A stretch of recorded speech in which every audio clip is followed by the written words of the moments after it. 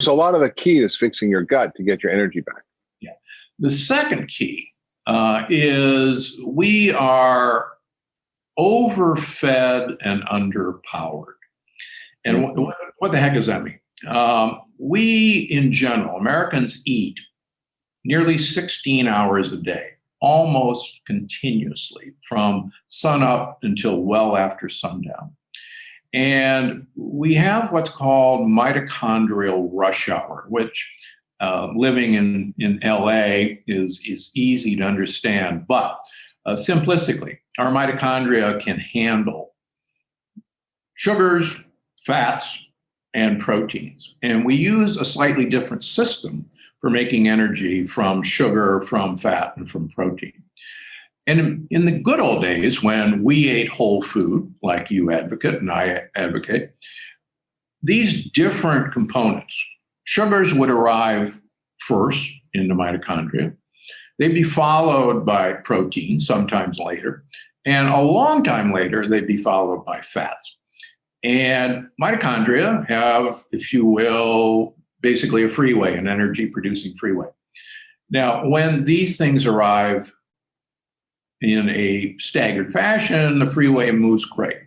But what happens is with our modern diet, with processed foods, with ultra-processed foods, we have combined simple sugars, simple proteins, and easily absorbed fats that hit our mitochondria simultaneously.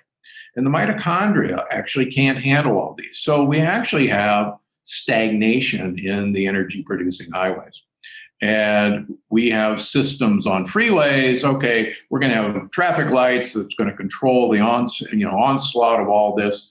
But we get mitochondrial gridlock. And I use the example. So, okay, let's have breakfast at 7 o'clock in the morning. All of a sudden, you're slamming with all three of these components, and your mitochondria literally go into gridlock for 2 or 3 hours. You begin to get sleepy at 10 o'clock, and you say, "Oh, I need a little pick-me-up. I'll have, I'll have a donut and a cup of coffee." And once again, traffic gets slammed. By that time, it's lunch.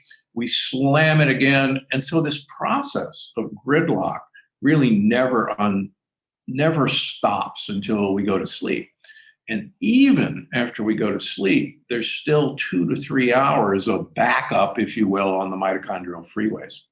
So our mitochondria really never have a chance. And in researching this book and trying this out on my patients, one of the things that was dramatic was that if I could lessen the period of time that you're asking mitochondria to handle food, the better off you're going to be because they have a chance to recover.